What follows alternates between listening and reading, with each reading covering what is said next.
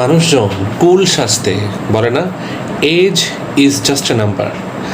মানুষজন এই কথার মাধ্যমে যেই কথাটা লুকায় সেটা হচ্ছে age is not just a number, age is a number which has an impact. আপনি একটা সময় দেখবেন যে কাজগুলো আপনি খুব সুন্দর করে করতেন, সেই কাজগুলো সময়ের সাথে আর আগের মতন করে করতে পারছেন না। যেমন আমি যদি আমার কথাই বলি, 30s আমি যা করতাম আমি 40s সেটা করতে পারি না। চোখ ঝাপসা হয়ে আসে, চোখে পানি জমে।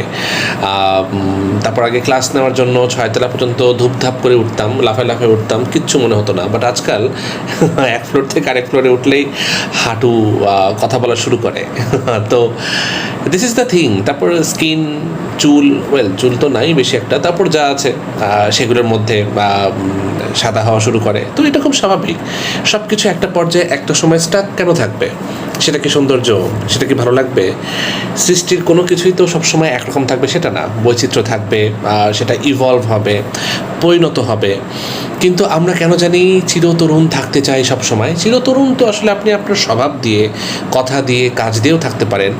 বাহ্যিক অবয়বটা স্মার্ট রাখতে পারেন, গুছিয়ে রাখতে পারেন, সুন্দর রাখতে পারেন, কিন্তু তরুণ থাকাটা মানেই কিন্তু এই না যে আপনাকে একটা বয়সের মধ্যে আটকে থাকতে হবে।